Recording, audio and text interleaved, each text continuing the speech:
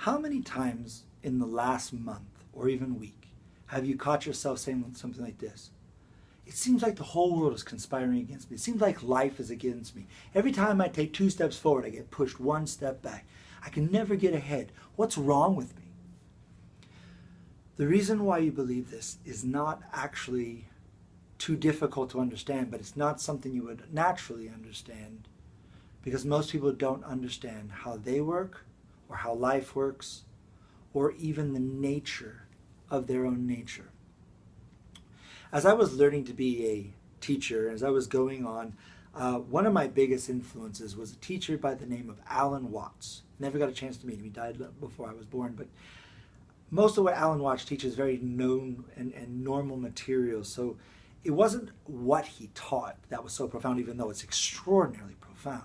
It was how he taught it. It was how he got it through to people. The words he used, the way he talked. It was like you were sitting around with an old grandfather with a pipe telling you these bombs of truth that you're just like, wow, you were riveted. He could rivet an audience because how plainly he could explain these things.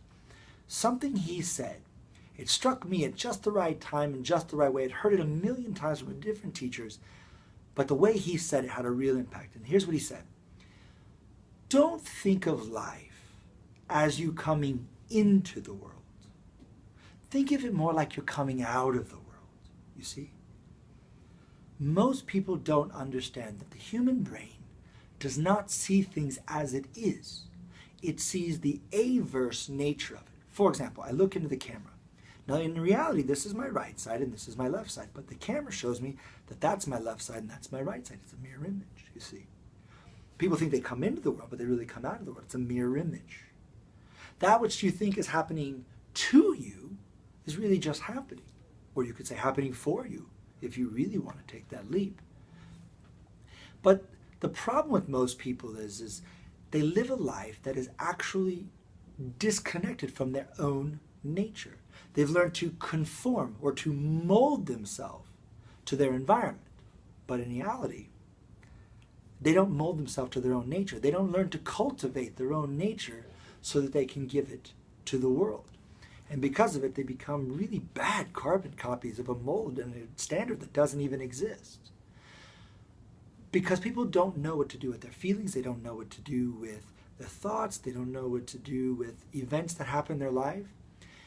When you go to a movies and you see a horror movie or a romantic movie, and you sit in your chair and you sit back and you're watching, and you start grabbing, the armchair and your heart starts racing, or you grab your lover and you start to cuddle it, you're having a visceral reaction to something you know is not real. Do you ever wonder why?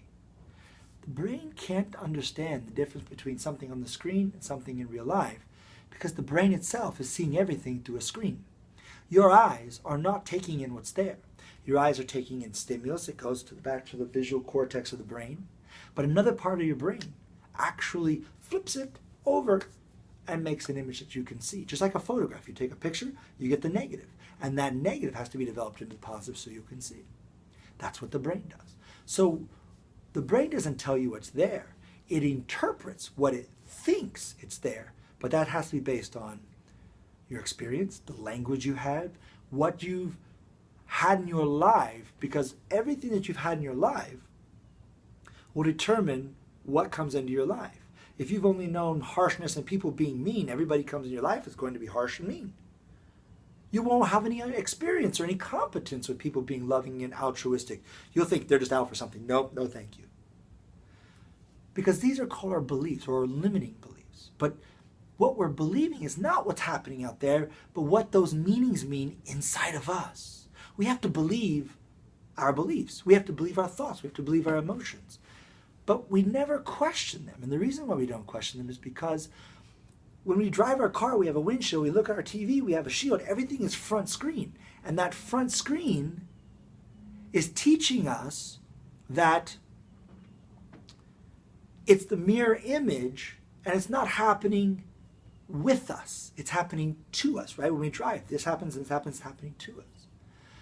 What I want you to think about and what I want you to really contemplate in your life is, what is your nature? What are you doing to yourself in your own nature? how does your nature affect the nature of everything else? What do you believe about your nature? Is your nature kind and wonderful and all the things you want to be? Or is your nature terrible and I'm not good? And if you believe that, why do you believe that? Were you told that? Well, it's been my experience that it's always been bad. But if it's always been your experience, then how would you know what good is? If you don't question the nature of your thoughts, your emotions, if you don't allow the thought and the doubt to come in that maybe what I think is actually the mirror image, maybe all that's bad, maybe isn't bad, but it's actually pretty good. But I have to learn to flip it around and stop seeing it happening to me, but happening for me.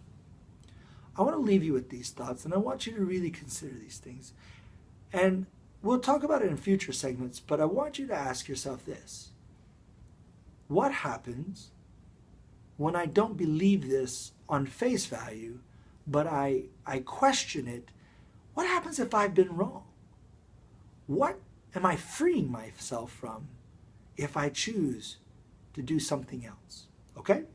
If you have any questions, you can hit it in the comments, you can hit like, you can share it. If you want to create a discussion with other people, you can email me at lau@fourdragonschool.com.